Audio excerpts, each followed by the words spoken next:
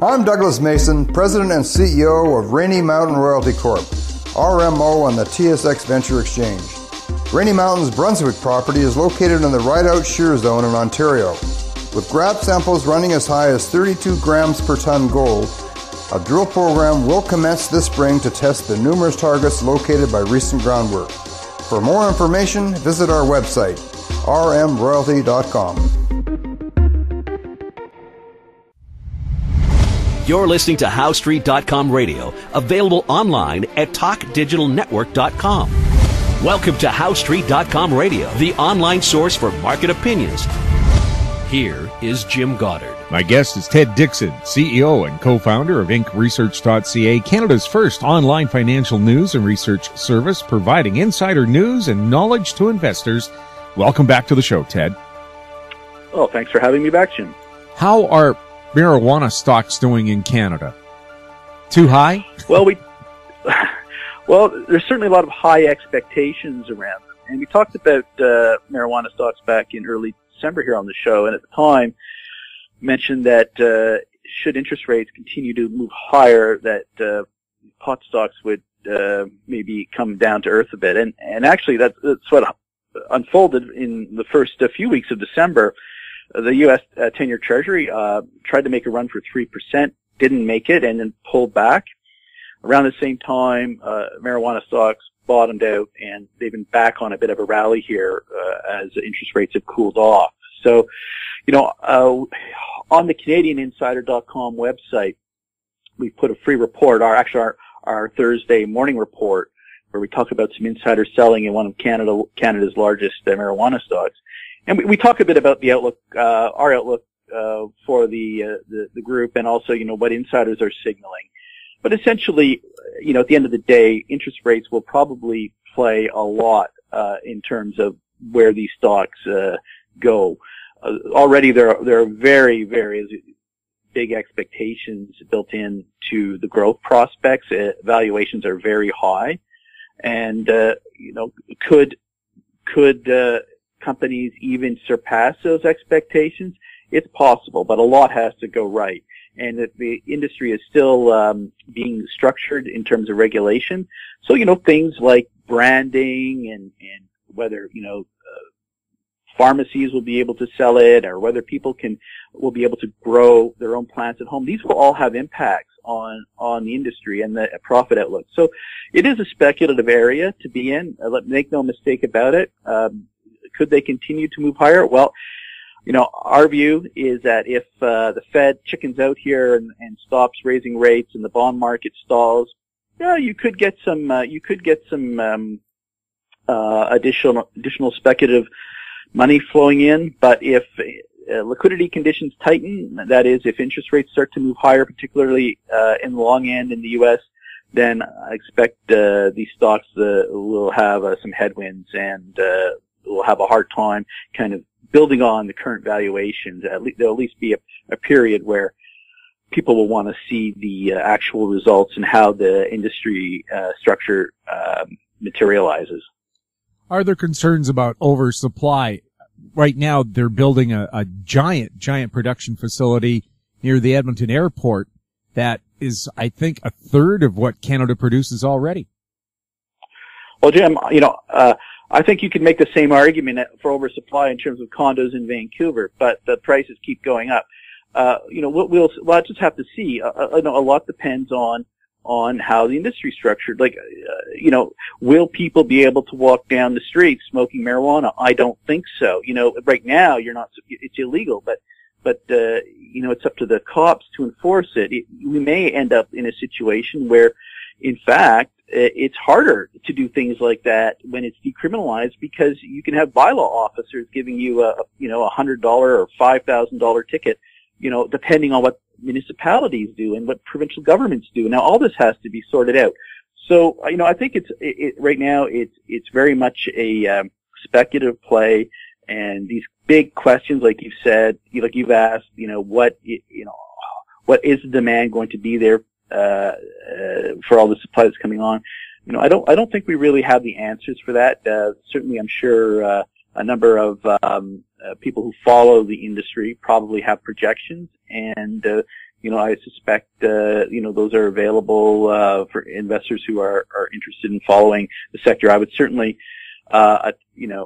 put any of those projections through a probability assessment, like how likely is it for those projections to come through, and make your investments accordingly. But, so if interest rates go back down, anything's possible. Bubbles are possible anywhere. Could marijuana stocks retest their highs from last year? If interest rates head up, I think it's difficult to see that in the short term. But if interest rates head back down, who knows? We'll have more with Ted Dixon right after the break. I'm Larry Ray, President and CEO of American Manganese, Inc., listed on the TSX Venture, ticker symbol AMY, A-M-Y, with proprietary patents in the U.S., China, and South Africa. Our focus is on recycling lithium-ion batteries for electric vehicles. China recently legislated the responsibility for recycling onto their electric vehicle manufacturers and importers. For more information, please visit AmericanManganeseInc.com or phone me, Larry Ray, at 778-574-4444. I'm Bill McWilliam, President of Cascadero Copper, CCD on the TSX Venture Exchange. Cesium is one of the world's rarest metals with a growing industrial demand. Drilling is underway on our Tehran property in Argentina to prove up a cesium resource. Cascadero's patent-pending leach process has the potential to make Cascadero the lowest cost supplier of cesium in the world. Visit our website, cascadero.com, or phone us at 604-924-5504. Welcome back. We're speaking with Ted Dixon. Ted, how much of a loose cannon are proposed Trump tax changes? Well, that is a very good question, Jim, because just this week we're getting trial balloons of various sorts of taxes, including there was a story appeared in the Washington Post, which was quickly denied, that they were even considering a carbon tax. Believe it or not, yes, the Republican White House considering a carbon tax. Now, this was quickly denied, but what that signals to me is that the tax reform package is still in the early stages of being assembled. The defeat of the Obamacare repeal was a big deal. That happened at the end of March, because by not repealing Obamacare, not only does the Treasury lose some savings on the program that could have gone to tax cuts, but you also keeps in place some Obamacare taxes that the Republicans the White House was hoping to repeal. So they're going to have to probably try and take another stab at repealing Obamacare. That won't be easy. If they can't get that through, then they've got to approach it a different way. Look, this is going to take some time, and I'm not sure markets are, have priced in the a realistic time frame for tax reform happening. Also, Trump being a real estate developer, an asset that doesn't move back and forth across international borders, probably isn't familiar with the fact that products made in Canada and the U.S. go across the border 6 or 7 times in the manufacturing process before they're finally sold. It's a very integrated economy. Does he understand that? And when I say that, does he understand anything that's based on fact? Well, I'm sure some of the people around him do, and I also suspect that some of the people around him don't. So, in fact, I think probably what's important is who wins these questions in the White House, and he's very much, I think, sort of a chairman of the board kind of takes a chairman of the board kind of approach. Well, we'll see. We're going to have to see how this unfolds. The outcome of Obamacare wasn't great. That was a failure, and in terms of repealing it. So they've got to get the tax reform agenda right, and we're waiting. And it's a bit surprising to see markets grinding higher here. As we've talked on the show, I think a lot of that is just on the basis of improved global growth. Despite all the gloom you hear about China and all the problems they have, but you know what? Their economy is still growing. The U.S. economy is still growing. And Jim, guess what? Even the Canadian economy is growing. Beat expectations handily for January. And, so we've got this sort of perma-bear Canadian economy narrative that dominates the press.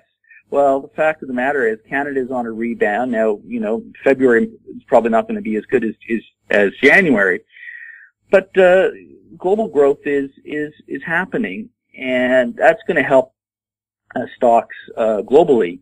I'm just a little surprised how well the U.S. market is doing,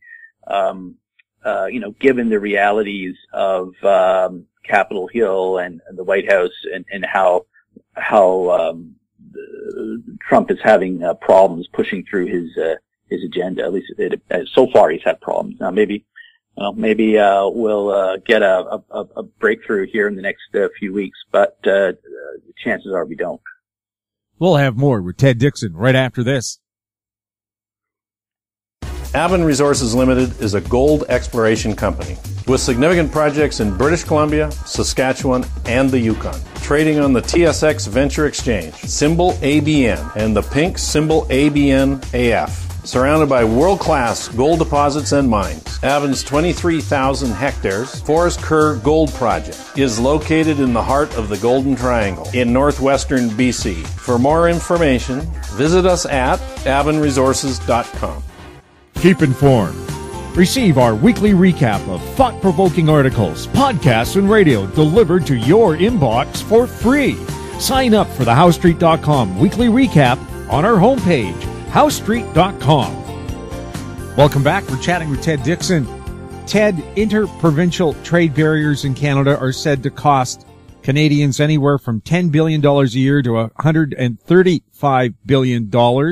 Something like 150 exemptions to what they want to do for a free trade agreement inside of Canada. Is it time for me to be able to buy Ontario wine? I mean, would I? I don't know. But you don't see Ontario wine on BC shelves. You don't see BC wine on Ontario shelves. Is it time to tear down that wall? Well, not only is it time to tear down the liquor walls, but it's also time to turn down the professional association walls that, for doctors and teachers and the like. If you're a certified teacher in Ontario, it shouldn't be a big deal to be able to come and teach in British Columbia. Sure, there may have to be some sort of basic requirements to ensure that people coming across jurisdictions are familiar with the different approaches in the jurisdictions. But this is a big problem for Canadian competitiveness, and it's something that governments could solve without costing the taxpayers anything. But where the problem is, of course, is vested interests. And the fact of the matter is, you're going to have to get the premiers and the prime minister to use up a tremendous amount of political capital to deal with all the vested interests. But it's something whose time has come. And Justin Trudeau showed that he was willing to spend some political capital on the Trans Mountain Pipeline and the Trans-Canada Keystone Extension Pipeline. And hopefully he will also put some of his political capital on the line to tear down these interprovincial trade barriers, because it really is something it's something that's in our control. What the Americans do on their tax reform is not in our control, but interprovincial trade is within our control, and we only have ourselves to blame. If we keep stumbling along with poor productivity growth and we haven't even tackled interprovincial trade barriers. So, I don't want to hear the innovation minister, coming up to Vancouver giving a great, long-winded speech about all these government programs that throwing money around and this and that, if they're not seriously willing to tackle interprovincial trade barriers, because that's the one that requires a lot of tough work, but it's also the one with a huge payoff, and it won't cost taxpayers a dime. And this whole issue of interprovincial trade came up, I believe, because a Nova Scotia man brought a bunch of beer, or New Brunswick, I'm not sure which one. I get all the news and Novas mixed up, but brought some beer into his province from Quebec. He was charged with illegally importing liquor, but he said under the Canadian Constitution, the BNA Act, the original one back in 1867, said there shall be no barriers of trade within Canada. So he has a constitutional stand there, and I think governments are very worried that more people will start challenging the government on interprovincial trade, and that could come to personal trade as well. By the way, you have to congratulate Alberta and BC 10 years ago signed an agreement allowing professionals and tradesmen to go back and forth across our provincial borders without penalty, and their credentials would be honored.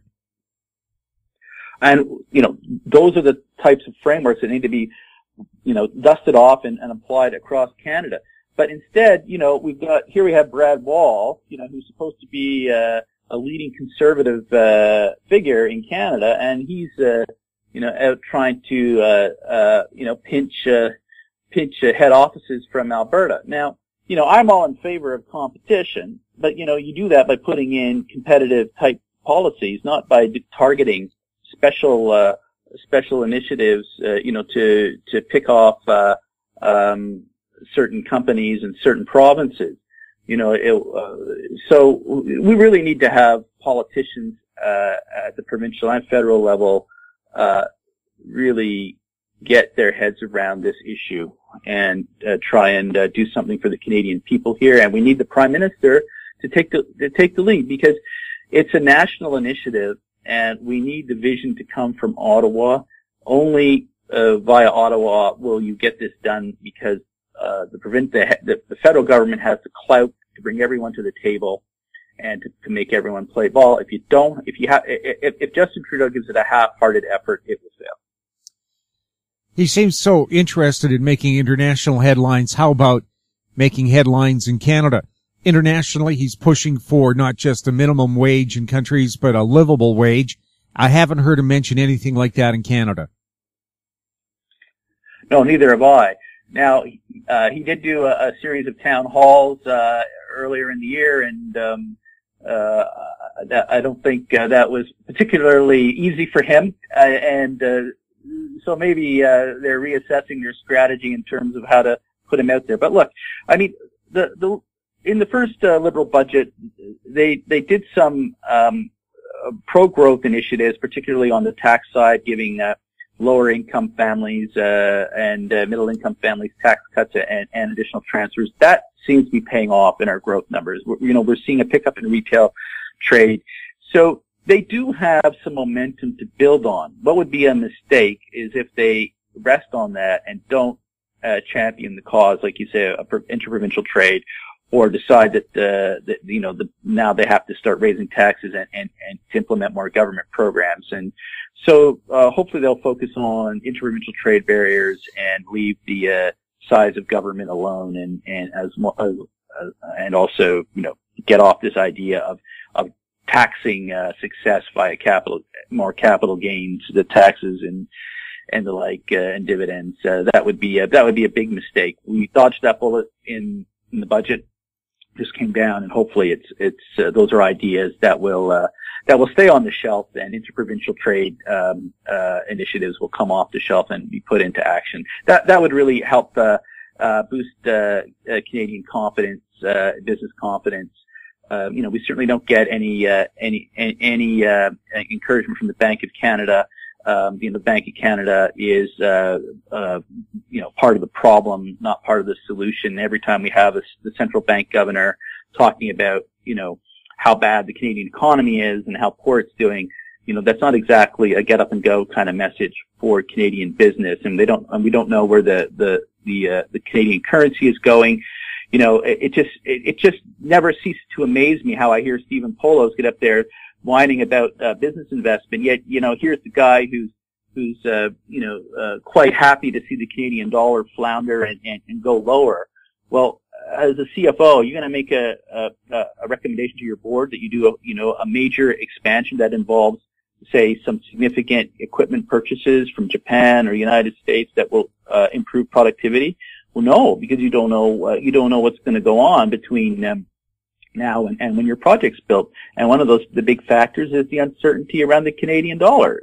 So, the federal government was on the right track in its early days, but now it has to keep the momentum going. And if it can keep focused on freer markets, particularly within Canada, that will keep economic momentum and confidence going, and it won't really matter what the Bank of Canada does at that point, because people will be investing more in Canada, because they see more opportunity. So, there is a good chance here, Jim, that that we could get good things out of our policymakers, but they've got to prioritize what can be done, and they certainly have to keep an eye on our competitiveness as opposed to dreaming up new big government programs, because that's just not going to cut it. With eventually the Trump administration is going to get something done, and it's probably going to be smaller government, smaller regulations. I mean, they've already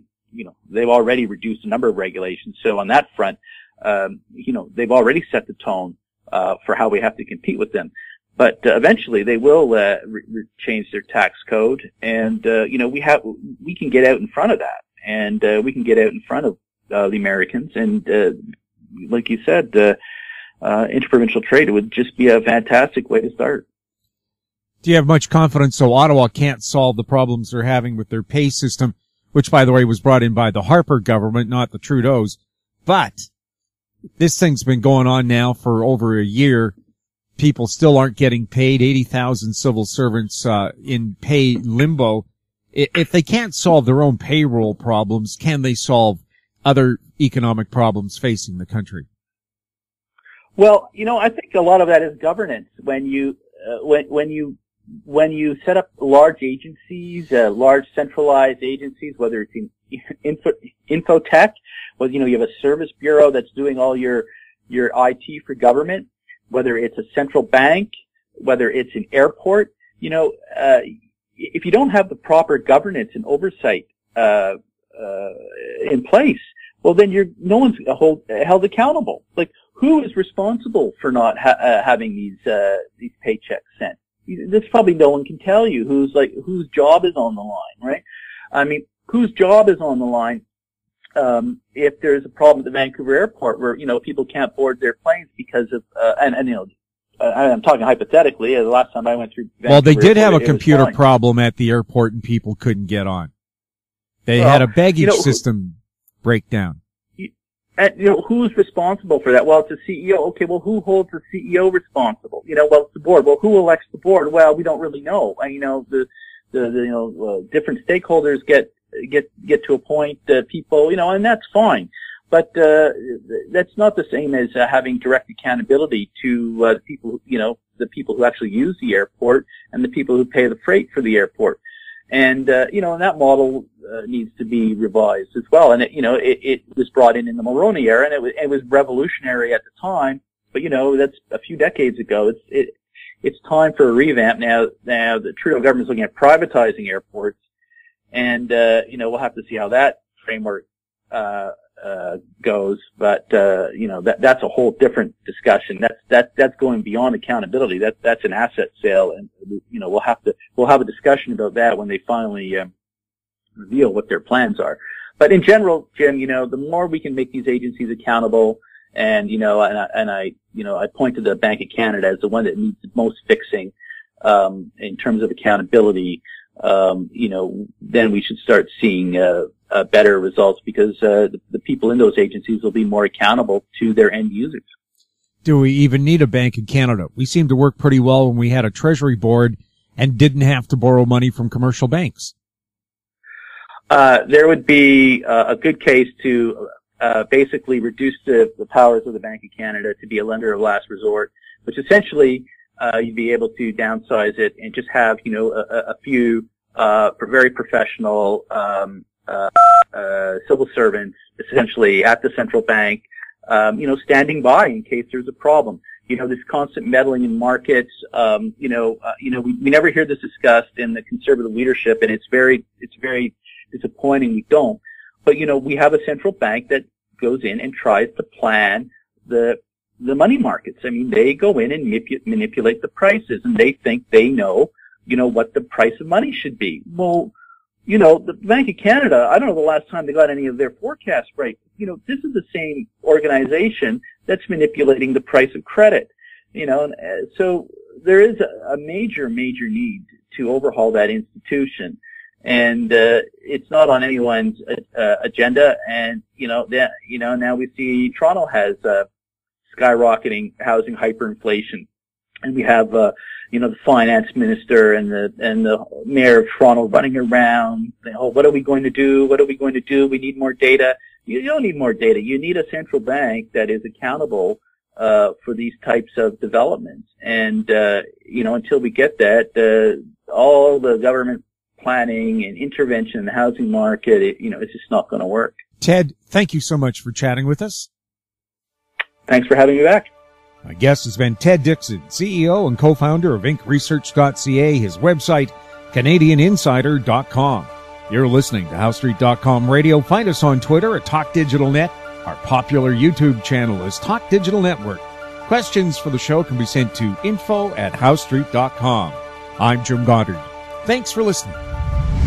Comments made on HowStreet.com radio are an expression of opinion only and should not be construed in any matter whatsoever as recommendations to buy or sell any financial instrument at any time. Available online at TalkDigitalNetwork.com. HowStreet.com radio is a production of HowStreet Media Incorporated.